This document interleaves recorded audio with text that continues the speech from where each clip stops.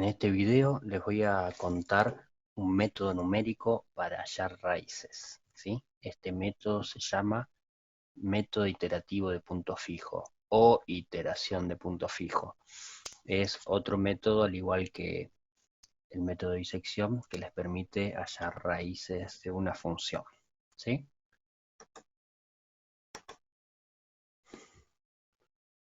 Por ejemplo, esta función f, la raíz es donde corta al eje x, la llamo p, es cuando f de p es igual a 0. Bueno, ¿por qué se llama así el método de punto fijo?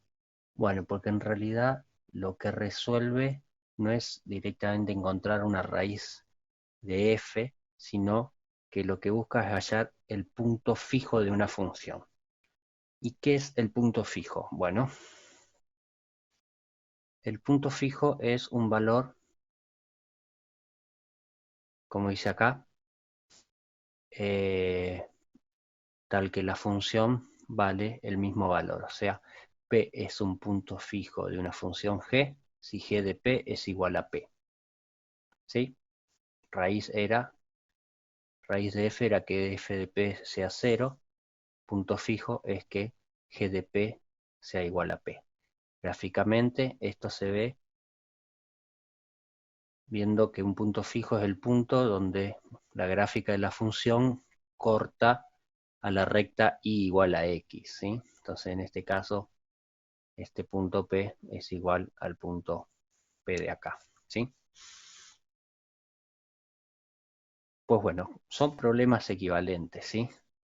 Obtener uno respecto al otro es equivalente, entonces generalmente uno en sí, los problemas de punto fijo no lo considera como un punto fijo, sino que lo considera más bien como una raíz, quiero decir. Si yo tengo que g de p es igual a p, pues entonces puedo pasar restando p y definiendo la función f de x igual g de x menos x. Entonces tengo que el p, que es punto fijo de g, es una raíz de la función f, ¿sí? Definiendo una f adecuadamente. Al revés también, si yo tengo que f de p es 0, puedo, por ejemplo, sumar p a ambos términos. Y ahora definiendo la función g de x igual f de x más x, tengo que g de p es p. Es decir, esto me da que f de p es 0. Y esto me da que g de p es p. Es decir, yo siempre puedo transformar un problema de raíz en un problema de hallar un punto fijo para otra función, no para la misma, obviamente. Y viceversa, un problema de punto fijo lo puedo cambiar en un problema de raíz. Estas elecciones, digamos, de la función f a partir de la g o la función g a partir de la f son ejemplos porque no hay una sola forma de hacerlo. De hecho, hay muchísimas formas de hacerlo. Bueno, entonces generalmente uno, como les dije, considera el problema de hallar una raíz, no el de punto fijo, aunque puede ser interesante el problema de punto fijo para, por ejemplo, modelos de población, o cuando uno quiere despejar una variable de una ecuación, les queda como un problema de punto fijo, pero uno siempre lo termina pasando a un problema de raíz. Bien, pero este método se llama método de punto fijo porque, digamos, genera una iteración bastante simple y obvia para hallar un punto fijo, ¿sí?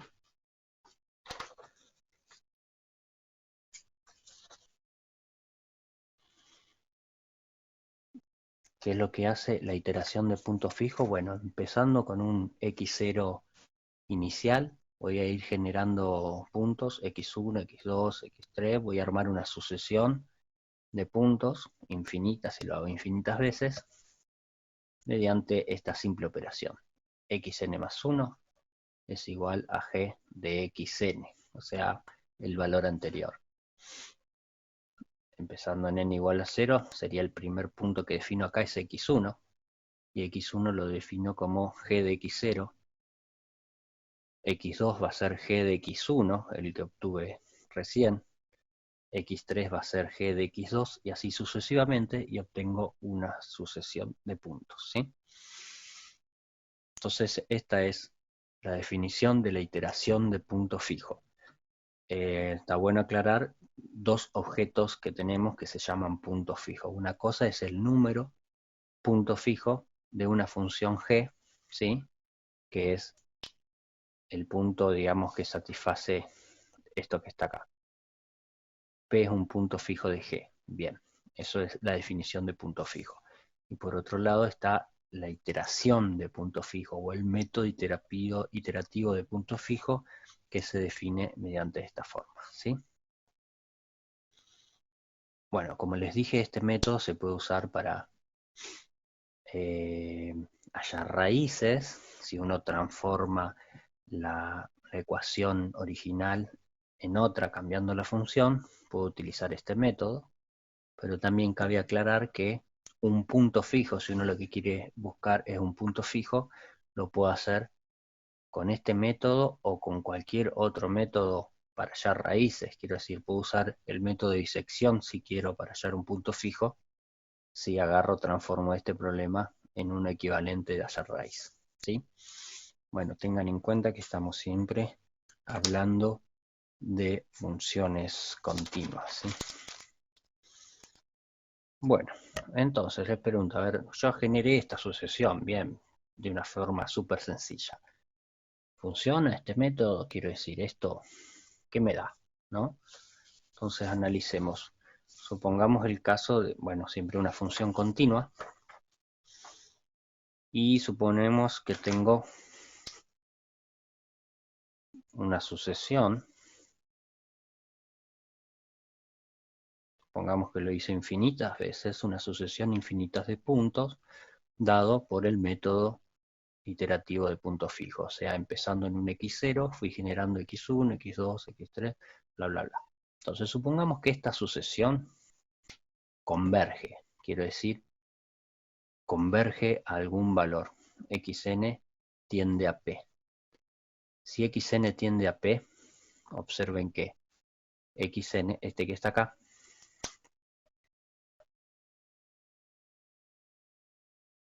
va a tender a p. Este que está acá adentro, x a la n-1, también va a tender a p. Si yo hago n tender a infinito. Y como g es continua, esto va a tender a g de p. Quiero decir, si esta sucesión que generamos converge, converge entonces a un punto fijo. ¿Bien? Bien, entonces ahora resta ver si converge o no.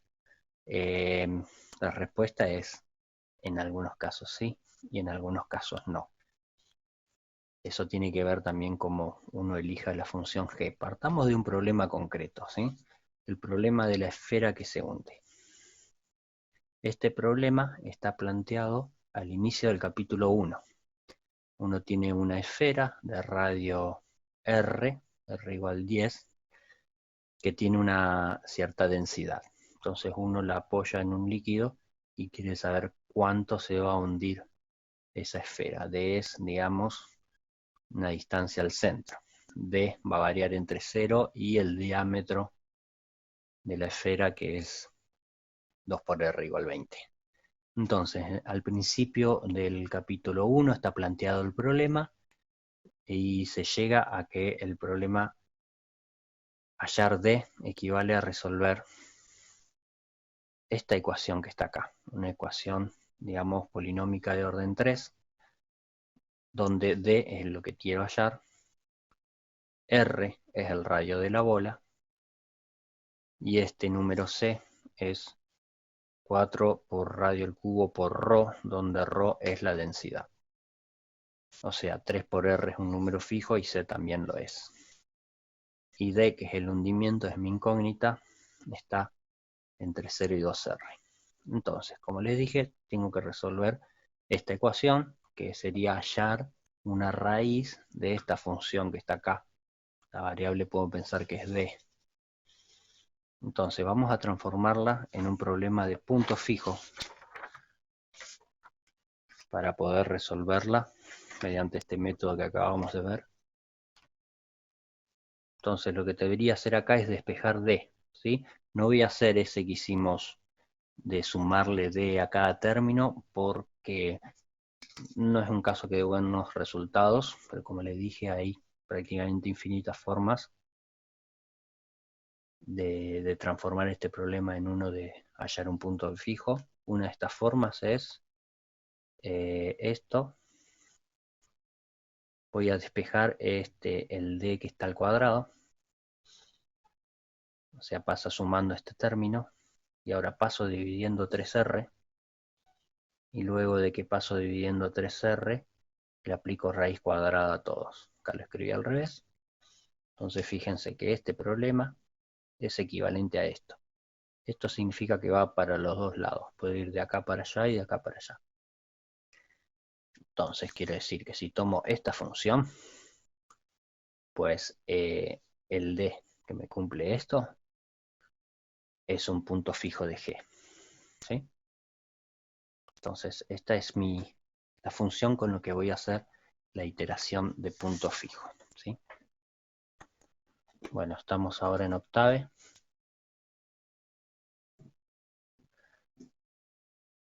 Acá estoy graficando las dos funciones. Esta es la función original de la cual yo quiero hallar una raíz. Esa raíz está entre 10 y 15. Y acá estoy graficando la función g que acabo de despejar. Llame caso 1. Para el valor del cual tenía una raíz de la función f. En este caso tengo un punto fijo. ¿Sí? La función, la gráfica es la función corta, la recta y igual a x. ¿Sí? Esta que está acá es la recta y igual a x. Bueno, observen. Vamos a empezar por el primer valor, 15. La voy a evaluar en g. Me voy a fijar en acá en el eje y cuánto vale g de x1. Y luego, digamos, la voy a proyectar, a traer de vuelta al eje x. ¿Cómo se hace esto? Bueno, este valor, lo que sea que valga, acá en la intersección con la recta y igual a x, los dos valores valen lo mismo, ¿no? O sea, este va a valer lo mismo que este que está acá. Y ese es x2. Bien, entonces ahí hice una iteración. Ahora nuevamente este x2 evalúo g en x2, me fijo acá cuánto vale, y ahora lo reflejo respecto a la recta y igual a x, y lo traigo para acá. De esta manera obtengo el x3. Y así sucesivamente, lo que obtengo es una sucesión de números que efectivamente se va acercando hacia el punto fijo de la función. ¿Sí? Observen que acá hace un movimiento, digamos, horizontal hasta la recta y vertical hacia la gráfica, horizontal hacia la recta, vertical hacia la gráfica. Acá hice como un zoom para que se vea un poco más. Empiezo en 15 y acá me muevo de manera horizontal hasta la recta y vertical hacia la gráfica. O sea, si continúo esta recta me da el segundo valor de la iteración. El primero es 15, el segundo está por acá, cerca de 14.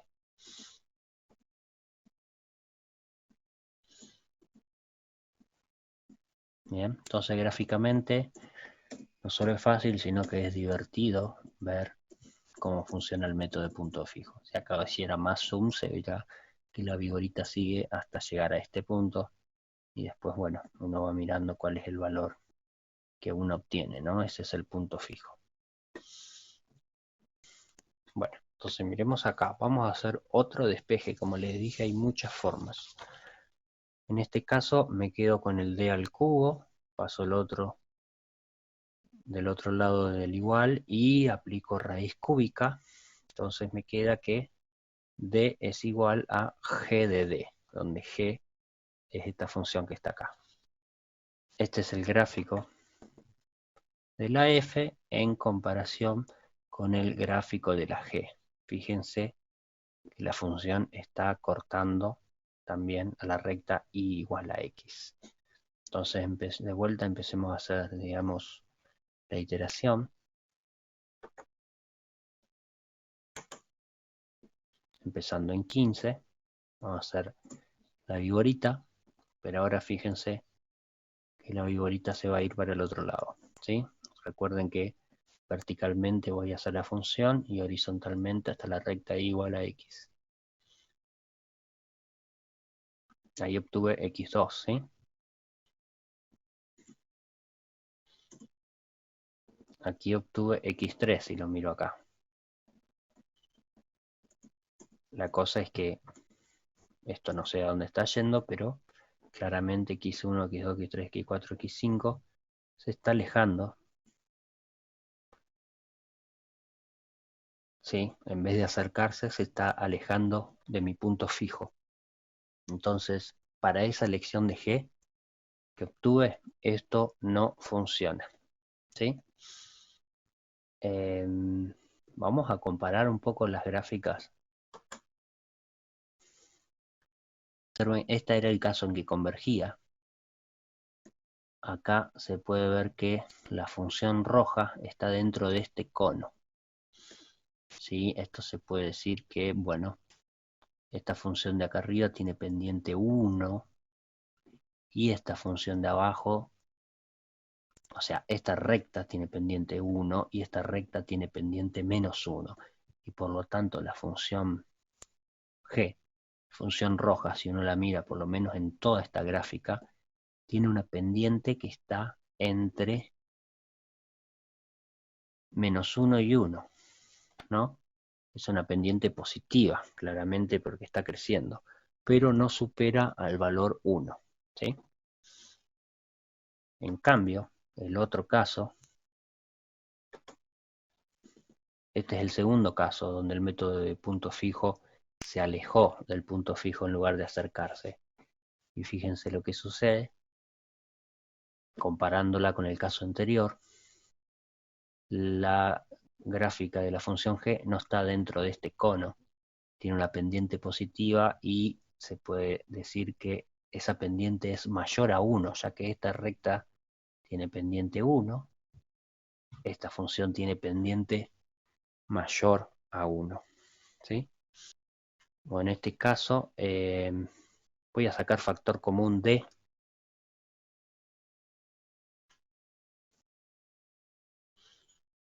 ¿sí? Me queda así, o sea, paso este c restando, saco factor común de, paso este término dividiendo, le cambio el signo a ambos términos y me queda que d es punto fijo de esta función g que está acá, ¿sí? G de d es igual a d, es lo que está escrito acá arriba. Esta g, la gráfica de esta g, es esta función que está acá. Fíjense que a diferencia de las funciones anteriores, esta función es decreciente, ¿sí? O sea, tiene pendiente negativa. Sin embargo, está dentro de este conito, ¿sí? Eso va a significar que esa pendiente es mayor a menos 1, ¿sí? Si bien es menor a 0 porque es decreciente, por lo menos acá cerca es decreciente. Acá capaz que no, acá sí, es negativa la derivada y es mayor a menos 1. Entonces veamos qué pasa con el método iterativo. Empezando en 15. Recuerden, de acá voy hasta la recta igual a X y de ahí voy hasta la gráfica. ¿Sí? O sea, si este es X1, el X2 está por acá, 11, algo. Acá está el segundo valor, 12, algo. Nos acercamos un poco más. Fíjense que el método está convergiendo al punto fijo, pero a diferencia del caso anterior que se acercaba desde un lado, este como que lo está rodeando al punto fijo, ¿no?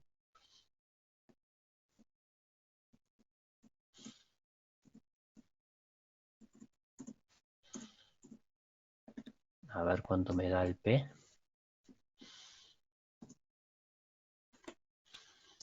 Fíjense, 11, el último me dio 11,86. 11,861 parece que ya no cambian más. O sea, acá, cuando ustedes comparan un número con el anterior, si ya no cambia es porque seguramente ese punto está bien. ¿Sí? Este, fíjense que esto está oscilando alrededor del 11,86, lo que vimos en el dibujo. De 15 pasó a este número que es más chico, después a este que es más grande, y así sucesivamente. Si comparamos con el anterior, puede ser que esté andando un poco mejor, ¿sí? Pero bueno, si uno mira el gráfico, recordando el gráfico, teníamos una pendiente, esta que está acá, ¿no?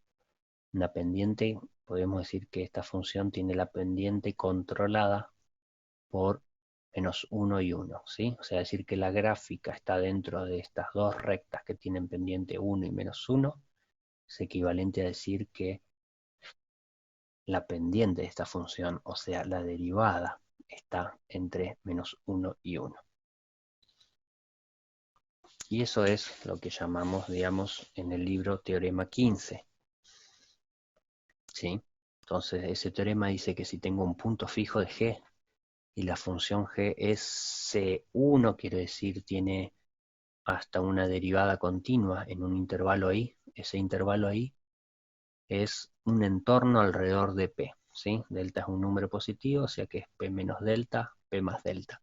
No importa el tamaño del entorno, pero es un lugar alrededor del punto P, el punto fijo. Entonces, si existe un número positivo y menor a 1, tal que g' de x es menor, el valor absoluto de g' de x es menor o igual a k, esto me está diciendo que g' de x es menor o igual a k y mayor o igual a menos k. ¿Sí? Pero recuerden que k era menor a 1.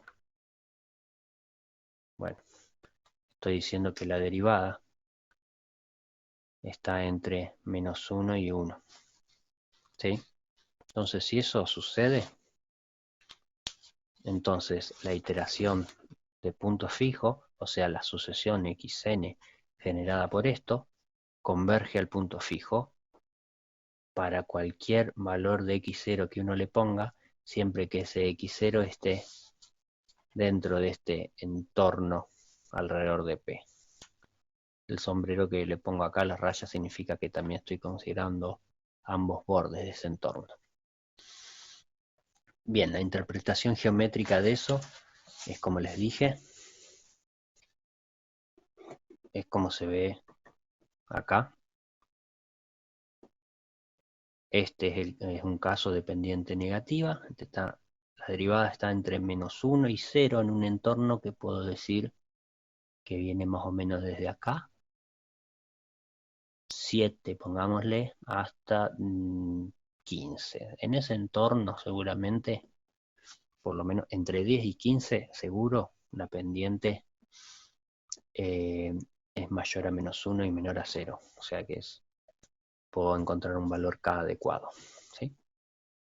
Y en el otro caso también, y en el caso que diverge, se ve que está afuera de ese cono, o sea que la derivada es mayor a 1 en cualquier entorno que tome de acá.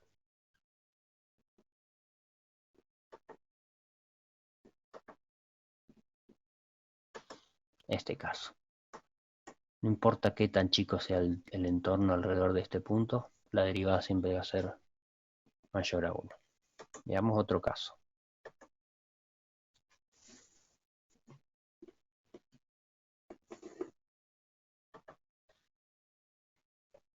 Este caso es de otra función. Vamos a llamarlo caso 4.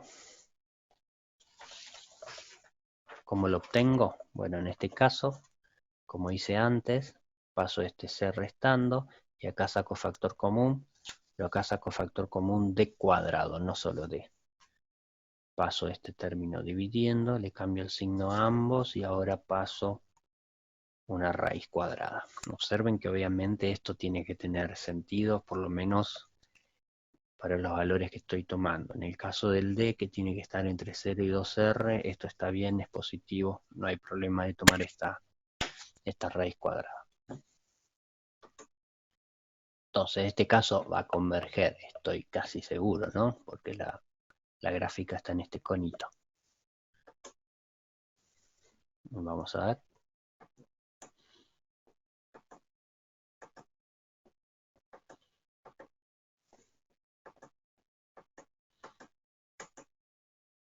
Bien, ahí se ve que converge y al parecer lo hizo en menos iteraciones que antes, ¿no? 1, 2, 3, bueno, ahí se ve.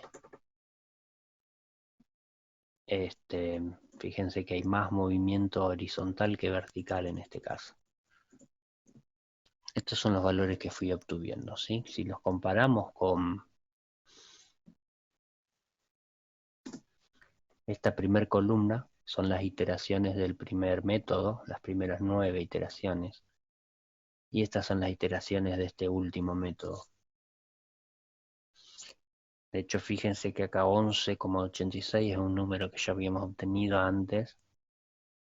Es más probable que esto sea la raíz. De hecho, vamos a hacer un poco unas iteraciones más. Vamos a hacer 20 iteraciones.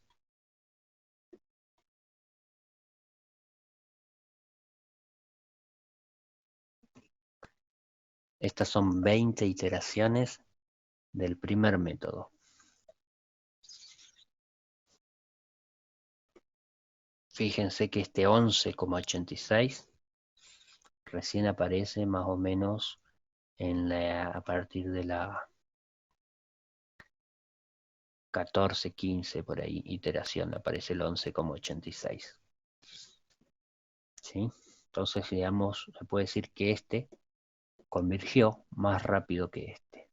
A ver, vamos a comparar la gráfica de ambas.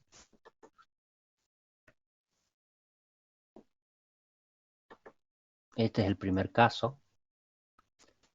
Tiene una gráfica bastante pronunciada, si bien es más chica, la pendiente es más chica que 1, es alta, se puede decir que la pendiente está cerca de 1. En cambio, el otro caso, esta pendiente también es positiva, pero es más achatada que la otra, ¿la ven? Esta es más pronunciada, más cerca del 1, y esta es más bien cerca del 0, ¿no? Es más 0 que 1, digamos, no es 0, pero está más cerca de ser 0. Bueno, y eso me dice algo, entonces podemos concluir con solo dos casos de que si ese valor K que yo obtuve, que me acotaba, digamos, la pendiente de esta recta, si ese valor K está más cerca de 0, recuerden que ese era un número entre 0 y 1. Si está más cerca de 0 va a converger más rápido, pero si está cerca de 1, si bien va a converger, lo va a hacer más lentamente. Bien, interesante observación. Ese es el teorema 17 del apunte, que dice básicamente, es un complemento al teorema anterior, que me dice, bueno, recuerden, tengo un x0 entre 0 y 1 que cumple esto. Tengo que la sucesión de puntos fijos de xn tiende a p, pero además me dice esto, x menos xn, o sea, la diferencia. Con este me refiero a p, ¿sí? Al punto fijo. La diferencia entre el punto fijo y la aproximación que obtuve es menor que k a la n por la diferencia entre el punto fijo y el valor inicial. En todos estos ejemplos el valor inicial era el mismo, 15, y el punto fijo también. Por lo tanto, esto es una constante, está fijo. Y esto, como es menor a 1, k está entre 0 y 1, y esto va a tender a 0, ¿sí? Va a ser algo que tiende a 0. Pero claro, si k está cerca de... Si k fuera 1, esto sería 1, no va a 0, ¿no? Y si k está cerca de 1, va a tender a 0 lentamente. Recuerden, k está entre 0 y 1. Si k está cerca de 1, esto tiende a 0 lentamente. Y si k está más cerca de 0, pues este va a tender a 0 con mayor velocidad. Bien, por último, déjenme considerarle un caso más. El último caso es esta función g.